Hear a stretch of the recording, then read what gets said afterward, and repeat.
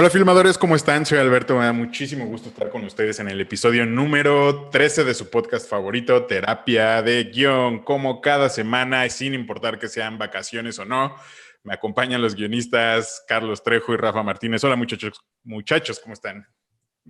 Hola. Hola. ¿Carlos Trejo dije? Sí. Carlos Tello, perdón. Es que para los que nos estén viendo se darán cuenta por el atuendo de nuestro buen Carlos por qué lo confundimos con Carlos. Porque ahora vengo Siento de que Cazafantasma llegó más en que... moto. Llegó en Sí, sí. moto al podcast. Me acabo de partir la madre con esta Con dame. Adame. Adame. Como todo México, al parecer. Como... Sí, Incluidas las niñas. de por sí me la hace de apego a mi jefa, porque ¿por qué nunca dicen tu apellido, tu segundo apellido? Es que el apellido completo es Tello de Meneses, ¿no? Vega. Ah, el segundo apellido, claro. Ajá. Pensé que el reclamo era porque no dicen tu apellido completo. No, medio le vale madres que digan el tío de Meneses, pero sí, siempre el Vega. El Vega. Pues bueno, muchachos, no estamos aquí para hablar de los músculos del buen Carlos ni de su apellido. Como ya le estábamos contando, estamos en la recta final de la primera temporada de este hermoso podcast y en estos últimos capítulos hemos escogido hablar de 3 guiones de 3 películas que nos gustan mucho. La primera vez fue Volver al Futuro, la semana pasada hablamos de Groundhog Day y para hacerles más ameno este lunes de regreso a labores después de las vacaciones de Semana Santa, vamos a hablar de una película que el buen Rafa escogió. Hoy vamos a hablar de Social Network, escrita por Aaron Sorkin, la cual es una adaptación del libro The Accidental Billionaires de Ben Mesrich. No sé si así se pronuncie, pero es lo que investigué.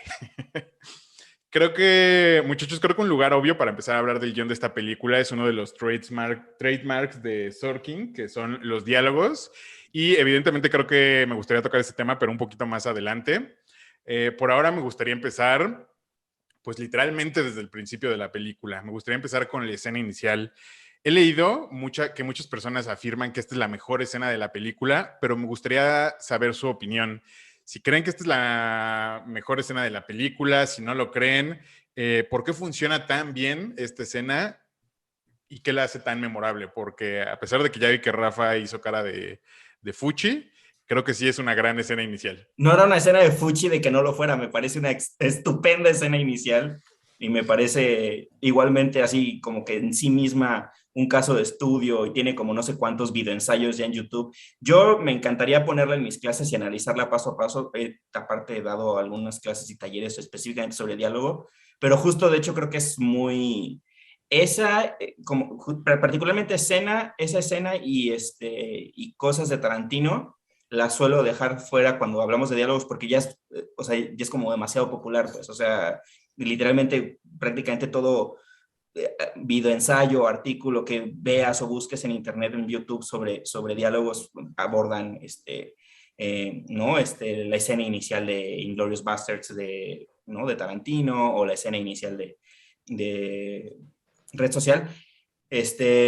No, sí, me parece una maravilla de escena, me parece brillantemente escrita, brillantemente realizada y montada.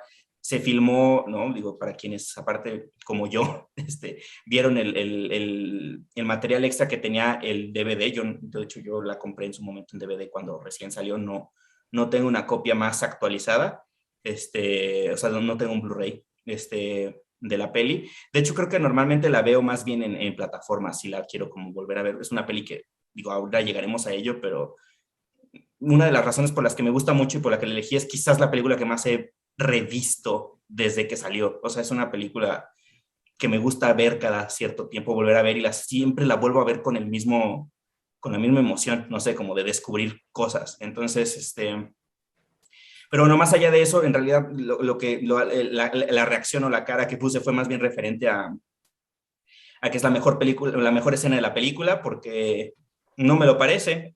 Lo que sí es cierto es que, digo, no sé, no sé si estás, en realidad no recuerdo si preguntaste algo al respecto, pero yo lo único que sí sé, no sé, tengo esta sensación como de que Red Social es una película tan particular que se construye mucho en conjunto. Es algo quizás curioso de decir, pero no es esta película de escenas memorables o como tal cual como momentos. Y de hecho, en ese sentido, yo creo que la que reconozco que tiene más duración tratándose de una sola cosa es el opening. O sea, son como 10 páginas, como 7 minutos de película con una sola situación, 2 personajes sentados en un bar platicando, y el resto de la película funciona de una manera muy vertiginosa. Entonces, y con saltos temporales y con... digamos, el tejido dramático de la película es muy, pues muy interesante. Entonces, justo creo que es difícil reconocer o aislar pequeñas escenas en el resto de la película, porque incluso son escenas muy chiquitas, ¿no? Cuando, digo, hay una que se podría comparar cuando el personaje Mark está hablando con el personaje del fundador de Napster, que no recuerdo su nombre, Timberlake. Justin Timberlake, ¿no? Que están hablando como en un club, ¿no? Muy, muy ruidoso, como en un antro, y son escenas bien chiquitas, son como intercambian un par de diálogos y como que siempre estamos como avanzando. Quizás otra escena que sí se desarrolla más y que sí se queda mucho en la imaginación, aparte por las actuaciones tan impresionantes que tiene, es aquella en la que de alguna manera es una escena climática, ¿no? Ya cerrando las líneas dramáticas de la película casi hacia el final, que es cuando le piden firmar prácticamente, ¿no? Dice pues su salida de la empresa al personaje de Eduardo Severin, que es Andrew Garfield. Es una escena muy, muy, muy impresionante, ¿no? Justo pero igual es una escena que está construida cortando en 2 líneas temporales, ¿no? Que es algo que de hecho normalmente funciona en todo momento en la película. Entonces, nada, yo creo que esa es la razón, quizás porque no hay una sola escena donde una cosa en una línea de tiempo específica esté ocurriendo en el resto de la peli, ¿no? Como que está cargada de muchas más cosas, y este opening es muy, pues muy limpio en ese sentido, pero no por ello menos vertiginoso. Los diálogos tienen un ritmo impresionante. Creo que me desvío un poco, pero lo que quería decir con respecto a la copia, al making of que venía en ese DVD que tengo, es que justamente es una escena que se repitió cerca de 90 veces, ¿no? Es algo que Fincher suele hacer. Y que recuerdo que Jesse Eisenberg decía que le gustaba mucho ir al set a hacer escena porque sentía la corrían completa, la estaban filmando a 2 cámaras y siempre corrían las páginas completas, y decía que él era como, a él que le gusta mucho actuar en teatro, ¿no? Que le gustaba mucho esos días de ir a filmar esa escena porque era como estar yendo a hacer tu trabajo completo, que es algo que normalmente no pasa en el cine. Dice, hay veces que en el cine te toca ir a llamado para cruzar ¿no? Lo único que haces como actor es cruzar de un edificio a otro. Y entonces te regresas a casa y dices, hoy no me sentí muy actor, que digamos. Entonces él particularmente haciendo esa escena sentía ese como desgaste, ¿no? Disfrutable, ¿no? De trabajar, de actuar en tiempo real, ¿no? Entonces, esa es una de las razones por la que la escena corta también aparte, ¿no? Es decir, la manera en la que está escrita, donde el personaje de Mark está diciendo una idea y luego Erika está tratando de meter otra, pero él todavía está en una conversación previa o se está adelantando, y como que hay este overlap ahí muy extraño entre que no se alcanzan, ¿no? Como que están conversando, pero sus cabezas están yendo como a lugares distintos. O sea, funciona muy bien, ¿no? Entonces es una escenaza, pues, pero no me parece que sea lo mejor de la película, porque reconozco que hay películas que empiezan muy arriba y nunca alcanzan ese nivel. Y creo que ya lo he dicho, para mí una de esas es It Follows, ¿no? It Follows creo que tiene una escena inicial impresionante y nunca agarra ese nivel, a mi parecer, ¿no? De hecho, el clímax es un poco risible ahí. No sé si vieron esa película, pero bueno, eso es otro tema.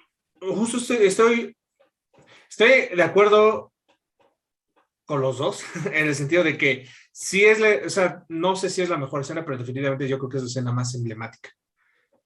Y que también es una película que realmente ya la piensas y la internalizas completa. O sea, pues sí, claro, piensas en momentitos, ¿no? Como Andrew Garfield rompiendo la compu, haciendo como prefacio de Tinder, como precuela de Tinder, donde el face, no, el de las caras, ¿no? El face mash. El face mask. Todo ese montaje es, Ajá. ¿no? Impresionante también. Exacto, ¿no?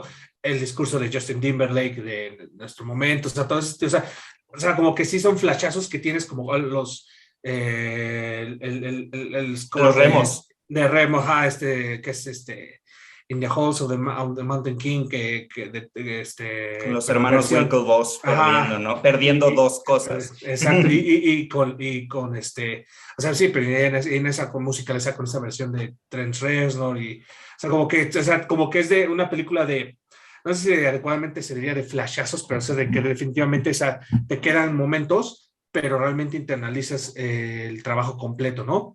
Y yo creo que la particularidad de esa escena inicial es que de cierta manera es un microcosmos de la película.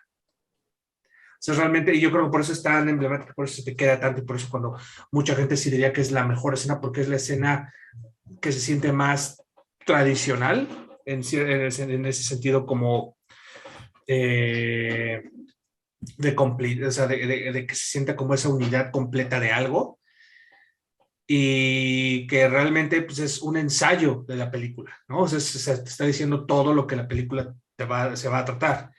Y creo que en el diálogo de de Erika, es Erika, ¿no? Básicamente lo captura, ¿no? O sea, las chavas, no le vas a gustar a las chavas por ser nerd, sino no les vas a gustar a las chavas porque eres un hijo de la chingada, ¿no? Y realmente... Parafraseando. Y pues básicamente eso es lo que está permeando toda la película. O sea, estás viendo como esta incapacidad de este güey de conectar, de realmente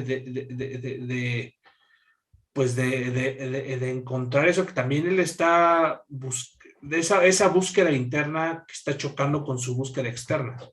Realmente de que él querer destacar, pero lo que realmente lo que parece que más quiere y nunca va a poder tener es esa conexión humana por estar tan obsesionado con cómo destaco entre un mar de güeyes que sacaron scores perfectos en los SAT, en los SATs, bueno, cómo destaco con millones de genios en chino, o sea, que también son cosas muy... que me pasa también algo bien curioso con esta película y con el personaje de Eisenberg, que realmente el Mark Zuckerberg de la película es mucho más humano que el Mark Zuckerberg de la vida real. La necesidad de la empatía, ¿no? Para el personaje de ficción. Claro, ¿no? Y aún así a mí personalmente me cae súper gordo en toda la película, y aún así, y no sé, tal vez es el tipo de persona que se me presiona de too much, tal vez le acabaría de un puñetazo, pero aún así emocionalmente entiendo, ¿no? Emocionalmente entiendo ese conflicto contraste interno. Y realmente lo lleva a también la película me recuerda mucho a Ciudadano Kane, también de cierta manera, de ese fracaso de aproximarse a alguien de aproximarse a alguien que lo quiere tanto, pero aún así por sus fallas de carácter jamás lo va a obtener, ¿no? Y pienso en la última escena de la película, porque está refrescando. Es un gran cierre también. Y creo que también por eso hace que el impacto de la primera escena sea todavía incluso mayor, porque realmente te deja claro el que él nunca salió de esa conversión. Te regresa al centro, ¿no? Ajá, exacto, o sea, él se quedó ahí, o sea, también porque el poder de la conversión se lo lleva ahí al final. Es muy contundente en el de, eres un pendejo, ahí ya me voy, ¿no? No, justo es que estaba pensando que también definitivamente se construye muy bien ese revés, ¿no? Como es una especie de reflejo de la escena inicial, pero justo el comentario de Rashida Jones, que aparte las dos son grandes actrices, ¿no? O sea, no es como, porque tanto Erika como este personaje que es Rashida Jones al final tienen un personaje chiquito, digamos, pero tienen como que son muy lapidarios al principio, como para abrir, para cerrar la peli, ¿no? Que el mensaje de ella al final es, no es que seas un imbécil, es que intentas mucho, ¿no? Intentas muy duro ser uno, ¿no? Algo así. Entonces, no sé si, nada, creo que hablar, que aparte las dos, ¿no? Rooney Mara y Rashida Jones lo hacen bastante bien. Ahora que volví a ver la película, muchachos, una de las cosas que más me impresionó fue el ritmo y la habilidad de Sorkin de ir de un lugar a otro. Cómo juega con los tiempos en la estructura pues, no lineal de la película, que ya más o menos había hablado Rafa, pero me gustaría saber sus comentarios. Bueno, ¿creen que si Sorkin hubiera escogido una estructura lineal, hubiera afectado el ritmo de la película? Y dos, ¿cuáles son los comentarios que ustedes tienen o las observaciones que nos pueden compartir sobre la estructura de la misma? Yo rápidamente, hay algo que es muy interesante. Creo que no sé ni cómo por dónde abordarlo. Creo que, como están viniendo varias cosas a la vez, pero siempre he defendido la idea de que el guión, en realidad, es estructura. O sea, el ejercicio de escribir una película es estructura, porque así como en realidad la película final no es la que se filma o la del rodaje, sino es la edición, ¿no? El editor o la editora es quien termina de moldear la película que el público va a ver, ¿no? Entonces, en ese sentido, en realidad no estás haciendo la película en el rodaje, estás juntando unos cachitos, ¿no? Entonces, que luego tienen que contar algo. Y en el caso del guión es un poco así, ¿no? O sea, sobre todo en este guión en el que Aaron Sorkin, lo ha hecho ya más de una vez, y que es adaptar un material, ¿no? O sea, siempre es muy consciente, o sea, un material ajeno, pues, o sea, en este caso este libro de Accidental Billionaires, ¿no? Siempre es muy, como que le pone demasiado entusiasmo en descubrir cómo va a contar esta historia, ¿no?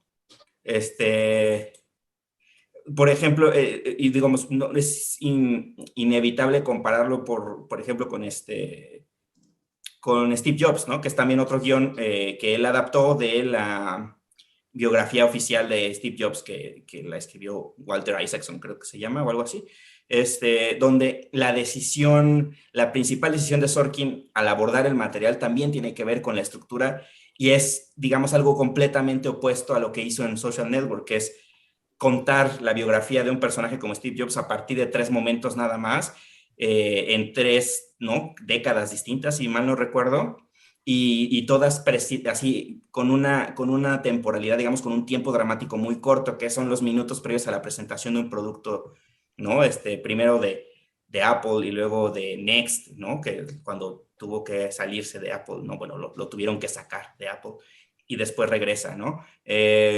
Entonces siempre, a lo que voy es, como buen guionista, Sorkin siempre, como que mucho de la propuesta de cómo aborda un material tiene que ver con tal cual, con cómo la estructura, con cómo la cuenta, cómo va a contar el cuento. Y en ese sentido, tal cual, una de las razones por las que Red Social, ¿no?, es un guión tan importante, ¿no?, pues que hizo historia de alguna manera, es justo por esta decisión de Sorkin estructural, que es algo muy curioso, porque en realidad la historia de Mark, ¿no?, la historia de Mark con Facebook en el pasado fluye de una manera más o menos lineal, ¿no? Es decir, más o menos cronológica, es decir, desde que la ruptura amorosa, ¿no?, el intento con FaceMask, que él emborrachado después de esta ruptura, que colapsa la red de Harvard, lo buscan los Winklevoss, le encargan un sitio Harvard Connect, él empieza a trabajar con él, pero en realidad está haciendo Facebook, mete a Eduardo a la inversión, digamos, como que pasó todo ese caminito, ¿no? Luego cuando llega el hombre de Napster, cuando se convierte llega a no sé cuántos millones de usuarios, cuando sale de las redes universitarias. O sea, digamos, todo ese arco, digamos, que sería como el arco de Mark construyendo Facebook, en realidad se cuenta de una manera lineal, pero la base que constantemente a la que nos está constantemente regresando, ¿no?, la línea estructural a la que constantemente nos está regresando Sorkin en su guión, son los juicios, ¿no?, los juicios que enfrentó Mark. Entonces, ese es en realidad es muy hábil la manera en que lo va construyendo, porque tampoco es como que decide solo uno de estos juicios, sino que estamos, no recuerdo si son 2 o 3, incluso los que llegamos a ver, o audiencias, son 2, entonces la de Eduardo y la de los Winklevoss, ¿no? Pero cómo eso nos ayuda a abrir la puerta, ¿no? hacia recuerdos específicos o momentos específicos del pasado que fueron construyendo, ¿no? En esta especie de reconstrucción de los hechos. Entonces, y sin ningún miedo, digamos, a que no haya tampoco una especie de orden aparente, o sea, como que podemos ir hacia una u otra, ¿no? Habitación donde se están dando estas audiencias y tener, ¿no? O sea, como que indiscriminadamente más tiempo de la línea del pasado y menos de la del presente, y ¿no? O sea, en realidad es un juego muy hábil y es tan importante la manera en la que la construye que hoy en día se sigue concibiendo como la manera en que se deben de contar las historias de este tipo. Y hay que decirlo, hoy en día son vigentísimas. O sea, en este momento hay 2 series, ¿no? Que yo ahorita detecto. Creo que hay una tercera de Uber, que no sé dónde la están transmitiendo, sobre los creadores de Uber.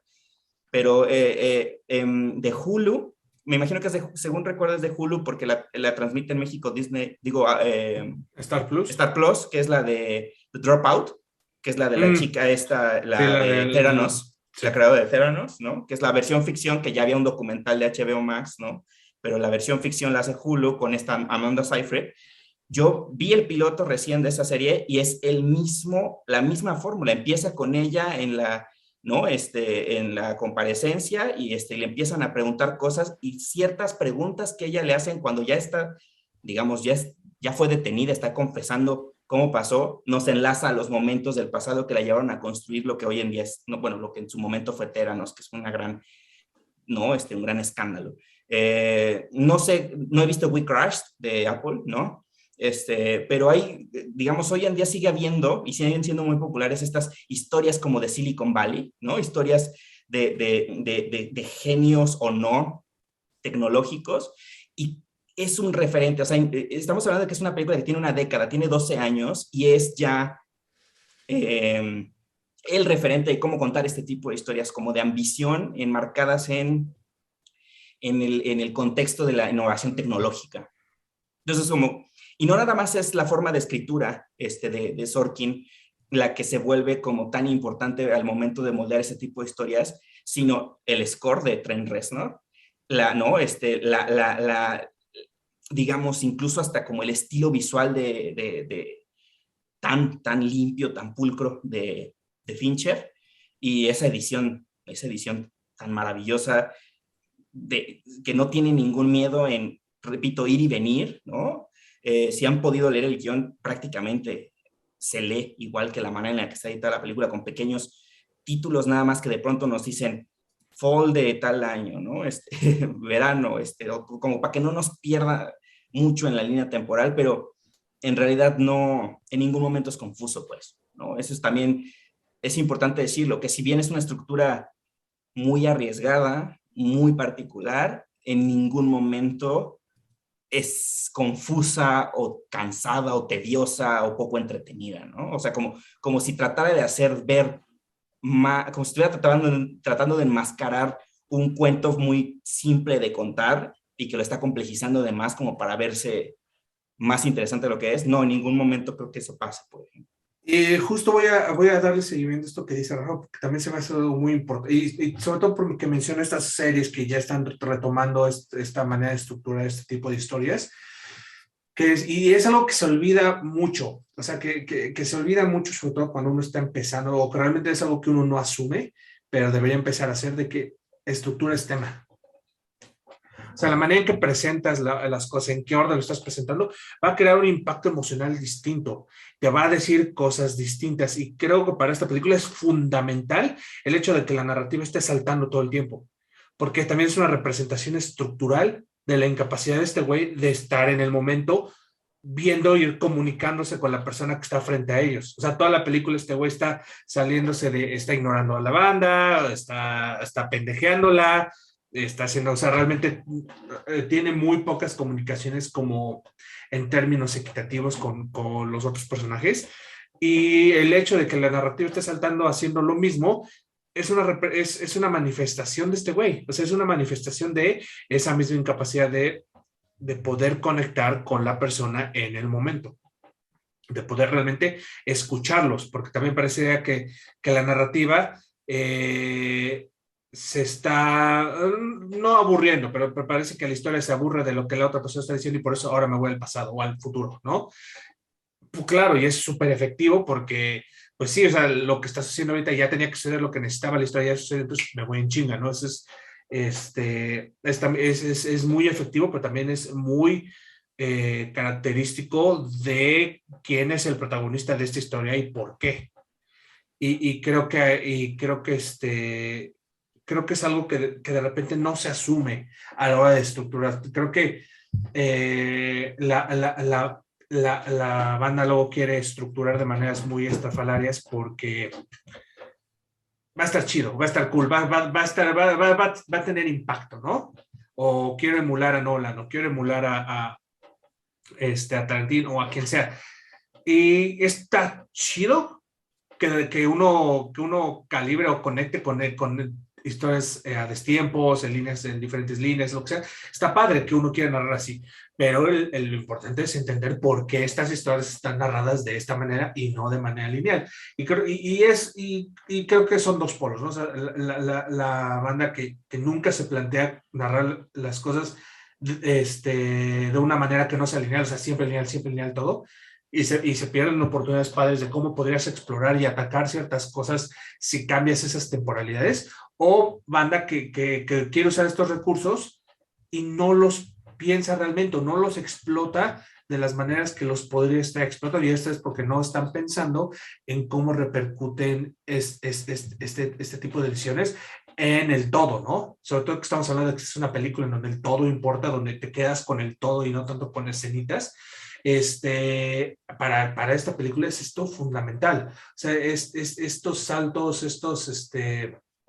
esta estructura vertiginosa es absolutamente vital para que podamos digerir la historia como está sucediendo, porque si no, podría parecer hasta incluso como capítulo de La Ley y el Orden, ¿no? Casi como de la mitad de la película, más o menos vamos de cómo sucedió el crimen o como cierto tipo de investigación del crimen, y luego ya nos vamos a los tribunales. Y en una película rara vez funciona eso de esa manera, porque también lo cierto es que también cuando llegas a elementos de tribunal, de juicios, la acción dramática se puede alentar demasiado, ¿no? O se vuelve muy complicado darle el ritmo y darle ese algo para que sea interesante, para que la audiencia no empiece a tener tanta flojera, ¿no? Entonces, creo que la historia, bueno, más bien no creo, sé que la historia entiende todo esto perfectamente, o sea, sabe que esta es una historia que se tiene que contar de esta manera, porque temáticamente a nivel personaje te lo está exigiendo.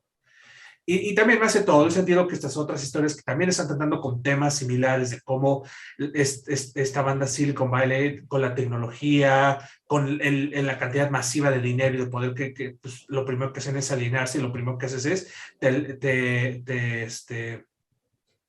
te distancias de tu presente y de las personas que están frente a ti. Entonces, sí entiendo el por qué lo hacen, pero también de repente no he visto estas series que mencionaba Rafa, pero he oído cosas positivas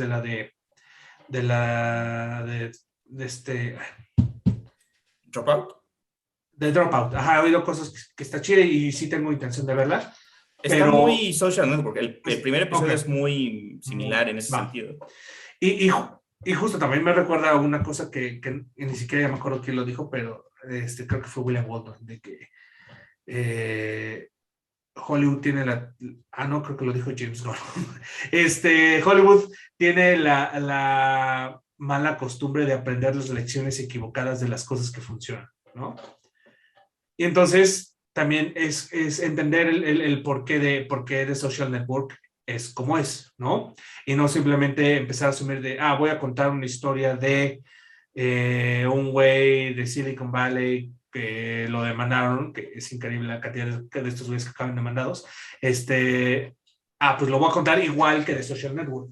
Pues no necesariamente, o sea, puede que tú tengas intenciones completamente distintas Y de hecho, digo, ahí nada más abonando a eso mismo, tan claro es eso que ni siquiera el mismo Sorkin se repitió con Steve Jobs. O sea, justo dijo con Steve Jobs, lo que quiero hacer es esto a otra cosa. O sea, esto, contar la historia, o sea, lo que me interesa hablar de este personaje lo puedo abordar en él en etapas distintas de su carrera y lo puedo contar ¿no? En minutos previos a la presentación de tal producto, ¿no? Entonces, justo eso es importante de mencionar, porque como tú bien dices, la razón por la que estructuralmente red social funciona así o llegó a esa conclusión Sorkin en el momento de escribirla, es más temática, ¿no? Sobre todo cuando tienes en el centro un personaje, que eso es bien interesante, que no se transforma, o sea, porque ni siquiera es como ni siquiera es un personaje que de pronto el dinero, la posibilidad de lo que pueden conseguir con, ¿no? O sea,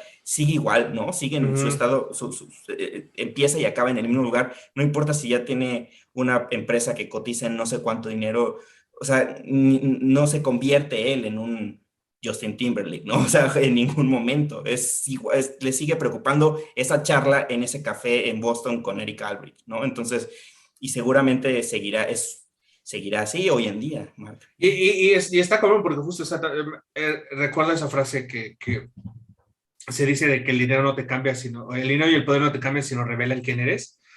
Y lo que acaba relevando sobre este güey es que o sea, que es casi imposible de cambiar. O sea, que está tan comprometido él que está tan ensimismado en esta onda que el dinero ni el poder lo van a cambiar. O sea, realmente, por eso, y creo también por eso el momento brillante de terminar la película de él refrescando en el perfil de esta chava. O sea, sí, o sea, él sigue siendo el mismo güey, ni siquiera el dinero lo cambió, ni siquiera el dinero lo hizo peor.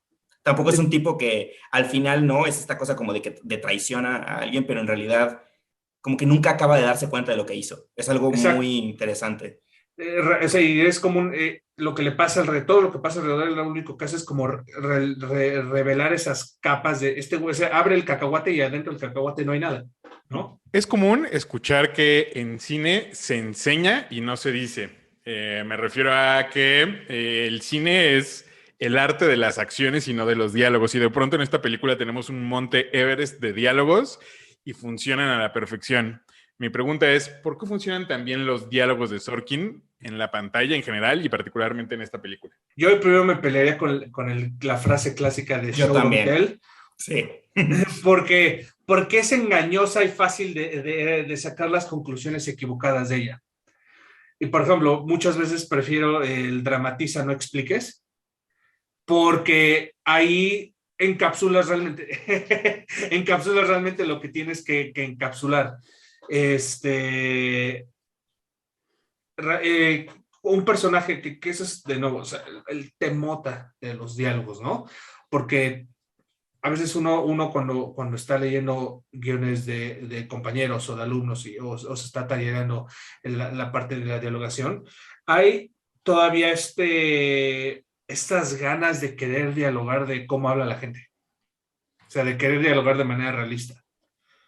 Que de por sí el definir lo que es realista es todo un temota, pero ahorita asumiendo que todos estamos en un mismo entendido de que es un diálogo realista, la verdad es que los diálogos realistas son más bien una representación que parece realista, pero no, o sea, si uno oye cómo habla la gente realmente, la gente tiene muchos atropellos, la gente no habla de manera tan estructurada, tan dramatizada, tan clara, tal vez cuando debería haber subtexto no lo hay, tal vez cuando hay subtexto se vuelve incomprensible. O sea, la gente habla de miles de maneras y si uno agarrara todo eso y lo representara en pantalla, de 100 cosas que se dicen, tal vez 2 o 3 diálogos serían interesantes, ¿no? Porque también como seres humanos tenemos nuestros chispazos en el diálogo improvisado, ¿no? Que de repente alguien se avienta unas netas chidas o unos comentarios chistosos o inteligentes. Pero la verdad es que el, el, el, el dialogar viene de entender por qué están hablando, porque alguien necesita decir algo en lugar de tal vez de hacerlo de otra manera, o por qué están diciendo esto en lugar de decir aquello, o por qué están gritando, o por qué necesitan hablar. Lo que hablabas de dramatiza es importante, porque justamente,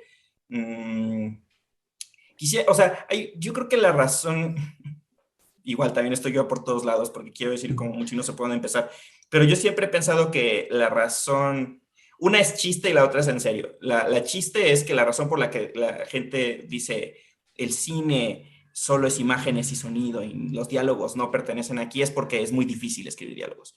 Entonces es mucho más fácil decir, el cine nada más es imagen y sonido, ¿no? Porque entonces, entre menos diálogos tengas, eres el mejor guionista que existe, porque escribir diálogos es muy difícil. O sea, o sea, creo que mucha gente coincide con ello, pero también muchos no son, o sea, como que prefieren decir, es que no es mejor, o sea, no, como no estoy escribiendo teatro, no tengo por qué preocuparme por ello, ¿no? Entonces, justo hay esta idea de que no pertenecen al cine, ¿no? Entonces, yo en realidad creo que la razón por la que el diálogo, porque se le tiene miedo, ¿no? O porque se prioriza al show, al mostrar con imagen y sonido en el cine, por sobre la explicación, que no tendría que ser eso, tampoco el diálogo no tendría por qué venir a explicar las cosas, sí tienen que ser expositivos, sí informan, sí avanzan en la trama, pero no explican lo que no se entiende. Es porque hay esta idea de que tiene el diálogo funciona igual en el guión cinematográfico o se escribiría de la misma manera, con los mismos principios que en la novela o en el teatro, ¿no? Cuando son medios completamente distintos, ¿no? Entonces, lo que dice Tello respecto a que no tienen que ser realistas, tiene razón, ¿no? Porque justo las personas no hablamos como tendría que escucharse que hablan las personas en una película, pero sí naturalista, sí de forma natural, es decir, tampoco con oraciones así perfectamente bien construidas y con, ¿no? No con la poesía de Shakespeare o estas cosas, porque en el guión cinematográfico sí hay lugar a ciertas imperfecciones, a cierto, ¿no? De hecho, eso es lo que nos ayuda a darle voz a los personajes, ¿no? No sé, personajes que hablan con ciertos vicios del lenguaje, que tartamudean, que tienen muletillas, que dicen justo todo el tiempo, como ahora yo. No sé, o sea, como que hay este lugar, o sea, hay una manera de confeccionar el diálogo que para el cine que es distinta. O sea, lo que sí no se vale es agarrar, ¿no? Estás filmando una adaptación de una obra de teatro y no justamente ayudar a convertirlo de un medio a otro, ¿no? Y la otra razón, que es la más importante, ¿no? Bueno, para cerrar este tema de cómo se escuchan, el propio Sorkin siempre ha dicho que sus personajes no hablan de manera realista en sus obras, ¿no? Y la razón por la que eso ocurre es porque él escribe sus diálogos mucho más pensando justo en el ritmo. Él dice que él construye sus diálogos pensando más en la musicalidad del que tienen, ¿no? Porque, digo, es algo que más de una vez lo ha comentado en entrevistas y demás. Él creció con una familia que trabajaba en un teatro, según recuerdo bien. Entonces, él fue al teatro desde muy niño y evidentemente cuando era niño iba a obras de teatro que él no entendía, ¿no? De autores, los que quieras, ¿no? Pero que no necesariamente entendía lo que estaba pasando, pero simplemente sentía fascinación por la musicalidad del diálogo, es decir, por la manera en la que los diálogos puestos en escena como que generaban ese ritmo, esa musicalidad. Entonces, él busca imitar eso y por eso es que, ¿no? Detiene un diálogo, ¿no? Con otro en un momento preciso y que la palabra es esta en vez de esta otra, como que los cuida mucho en ese sentido. Pero bueno, ¿por qué funcionan? ¿No? Que era la pregunta original de Alberto, ¿por qué funcionan aquí con tanto diálogo como película si es que está aparentemente haciéndole caso omiso a la regla muestra y no cuentes, ¿no? O show, don't tell. Precisamente, repito, por lo que decía Tello, que tiene que ver con el drama, ¿no?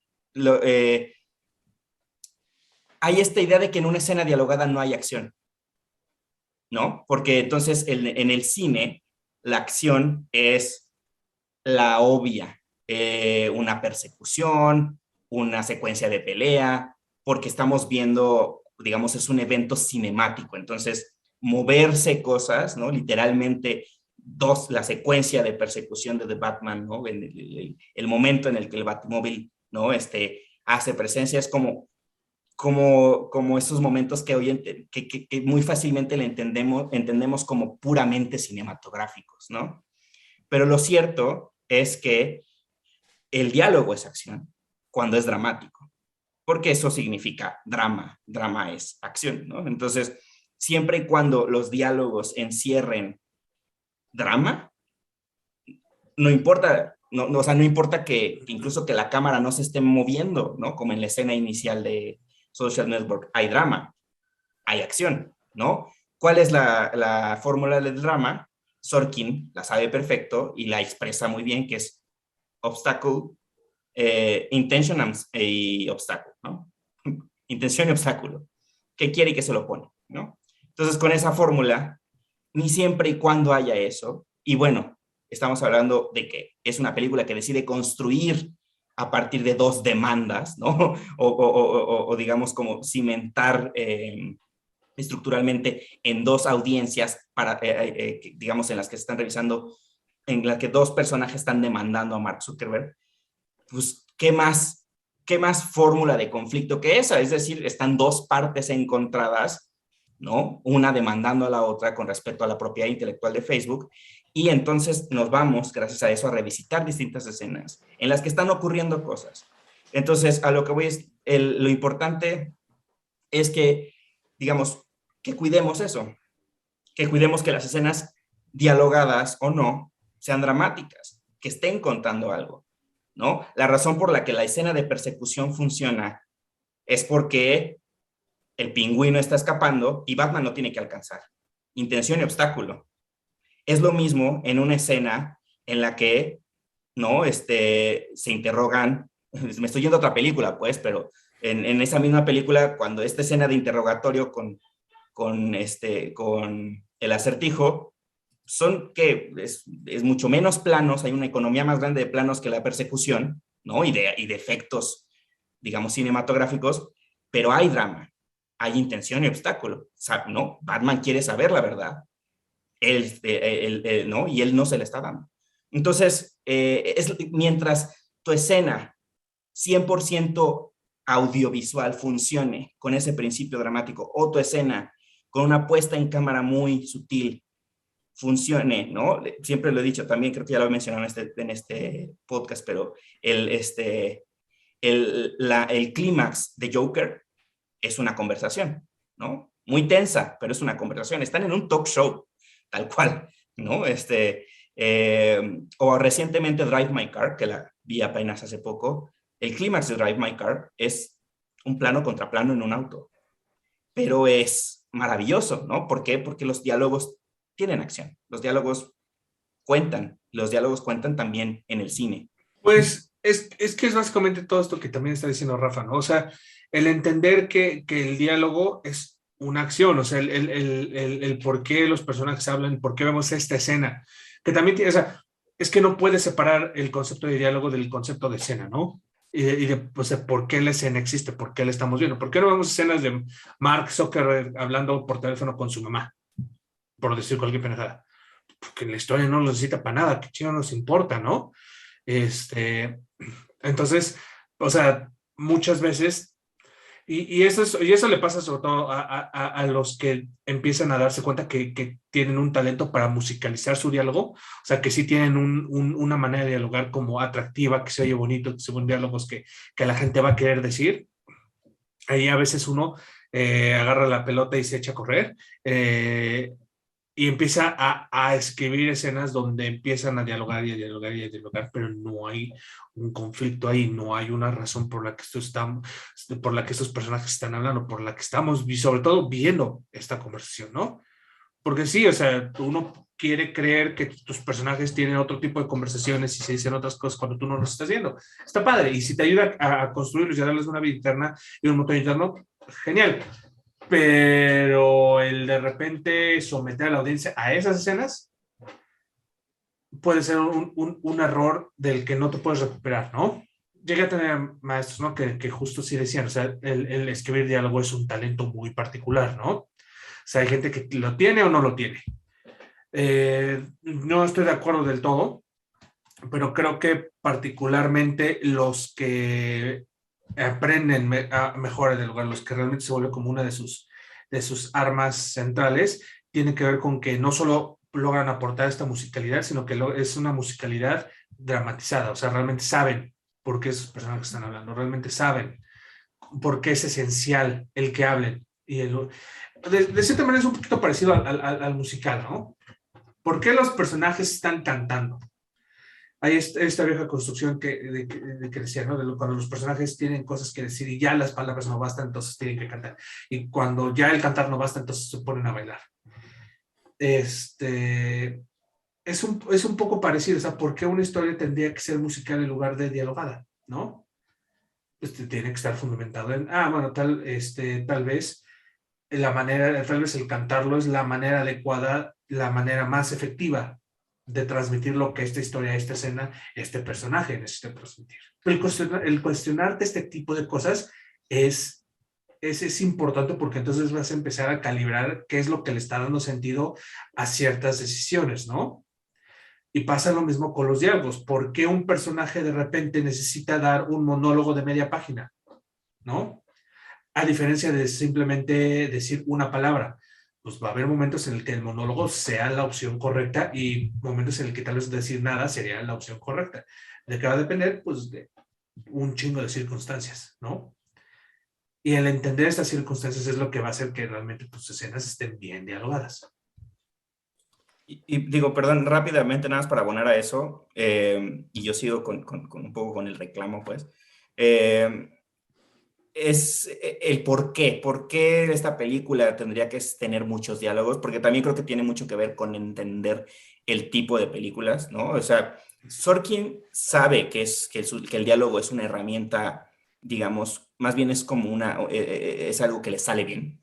Y al hacerlo, se plantea hacer películas en las que pueda explorar eso. Tampoco escribe películas en las que, ¿no? O sea, como que en las que no se sienta natural esta cantidad de diálogos, ¿no? Entonces escribe sobre un cuarto de noticias, de Newsroom, escribe sobre el tras bambalinas de la Casa Blanca, entonces se permite generarse ambientes donde las conversaciones largas en pasillos le funcionen o le sean digamos, una herramienta dramática relevante digamos, para entonces sacar a relucir aquello en lo que es bueno, ¿no? Pero también es cierto, por ejemplo, regresando a que es muy difícil escribir diálogos, y en México es muy difícil escribir diálogos convincentes y naturales y demás, regresando a esta idea de que en realidad yo creo que nada más nos mentimos con el show don't tell, porque me parece muy antinatural justamente que el cine mexicano, digamos, hay de todo, pues, ¿no? Digamos, quizás el de corte más industrial, comedias románticas, tiene bastante diálogo, pero el cine que se exporta, el cine a festivales y demás, o sea, normalmente retrata una sociedad así silenciosa, de energía muy baja, y no, no voy a decir con quién, pero solemos hacer esos chistes como me pasas la sal, así completamente lejos de drama, cuando somos una sociedad que habla mucho. O sea, en el metro de la Ciudad de México hay un letrero que dice: una de las medidas para combatir el que se propague el virus en estos días en el metro es no hables, porque la gente va en el metro hablando. En otros metros de otras ciudades, la gente no habla, se está transportando. En el metro es un habladero de gente, ¿no? O sea, nosotros como ciudad hablamos mucho. Sí. Los silencios no son incómodos. En las reuniones familiares hablamos de lo que sea, pero se habla y se habla y se habla. Y los silencios no son algo con lo que seamos tan cotidianos. Y por eso es que luego estas películas, ¿no?, de exportación a festival europeo es rarísima, porque es como, ¿por qué esa gente no está hablando en la tiendita de la esquina? O sea, parece que a todos les dieron Valium antes de filmar la escena. Exacto. Totalmente, o sea, un mercado, o sea, oigan cómo se oyen los mercados de la ciudad. Es puro bullicio. Es puro bullicio, ¿no? O sea, es como el número musical de La Bella y la Bestia, o sea, así es toda la Ciudad de México todo el tiempo, y estoy seguro que, bueno, no, sí está, o sea, toda la República es somos un pueblo verborreico, o sea, nos las pasamos por eso el Cantinfló es tan mexicano y tan... Porque inevitablemente llegamos a un momento en el que ya no se está diciendo nada, pero se está hablando. Pero se está hablando, ¿no? Y creo que tiene que ver, o sea, y tal vez esta cuestión de por qué el cine de autor mexicano es muy silencioso, muy low energy, muy porque también creo que es un poco contestatario a la escuela melodramática telenovelesca y claro, de la escuela de carpa, se va de comedia. Entonces, obviamente dices, pues yo no voy a dialogar, ¿no? Entonces es como de repente querer jugar fútbol sin la pata izquierda. Entonces dices, no, puedes usar las dos, se vale, ¿no? Claro, tal vez vibres más con cine más callado, más lenta, está bien, pero realmente siento porque sí, o sea, llega mucha gente que llega teniéndole miedo a dialogar. Y cuando ya necesita estar dialogada en la escena, dialogan de una manera que no parece entender el por qué están hablando. O sea, que realmente la única razón por la que están hablando es que ahora tienen que hablar. Por ejemplo, mi película favorita de Sorkin, curiosamente, es bueno, mi guión favorito de Sorkin es Moneyball, ¿no? Y amo esa película también porque amo el béisbol, ¿no? Y una de las cosas más, o sea, de las cosas más interesantes, pero realmente es una cuestión que podría parecer obvia, pero no lo es, también es este tipo de películas donde tienen que hablar y donde tienen que dialogar mucho, porque está siguiendo el equipo de coaches y al equipo de management de un equipo de béisbol. No está siguiendo a los jugadores realmente. No está siguiendo lo que está pasando en la cancha todo el tiempo, como en una película más clásica de deportes, ¿no? Está siguiendo al equipo de administración del equipo, está siguiendo todo este lado, está siguiendo a Brad Pitt y a Jonah Hill y estos güeyes que necesitan, que están hablando de estadística y todo esto, y realmente están en la película, por eso tiene que ser como lo es, ¿no? Porque si la película quisiera estar todo el tiempo en la cancha, pues entonces mejor sigo a los jugadores. Es como ese tipo de decisiones que te tienes que dar cuenta. O sea, si quieres ver la cancha, pues sigue a los jugadores. Si quieres ver si quieres concentrarte en otros lados, pues tienes que seguir a otro, o sea, por ejemplo, Ted Lasso es otro ejemplo, ¿no? No vemos tantísimo los partidos en Ted Lasso, ¿por qué? Porque aquí estamos viendo a Ted Lasso y o sea, sí hay personajes importantes del equipo, pero nuestro protagonista es Ted Lasso, ¿no? Y la persona está al lado de Ted Lasso, entonces tenemos que tenemos que transitar esta historia en las escenas con ellos. Y eso es como de nuevo, cosas que parecen obvias y lo son cuando ya los piensas, ¿no? Pero realmente a veces uno no se sienta con calma y dice, ok, ¿por qué estoy siguiendo a este güey? ¿Por qué necesito ¿por qué necesito que las escenas tengan esta naturaleza y no otra? Creo que para terminar este episodio, la pregunta obligada es, ¿por qué escogiste esta película, Rafa? Desde que la vi, salió en el año 2010. Yo es el año en el que me fui a estudiar a Guadalajara, a la universidad.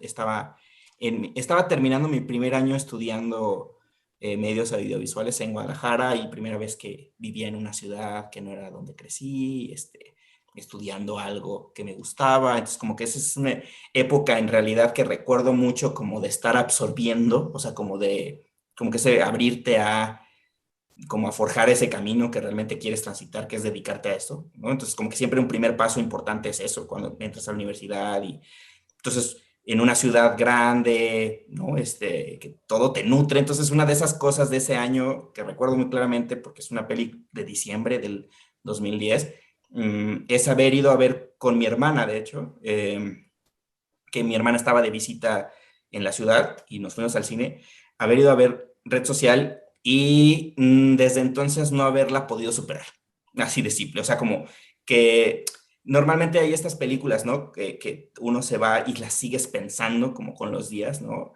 Drive My Car es la que recientemente, pero apenas la vi hace como 2 semanas, o sea que sigo como volviendo a momentos de Drive My Car, por ejemplo, ahora, ¿no?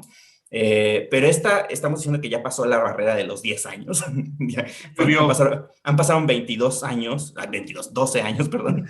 yo ya era la viejita de Titanic. Han pasado 12 años y sigo revisitando o sea, sigo encontrando particularmente mucha inspiración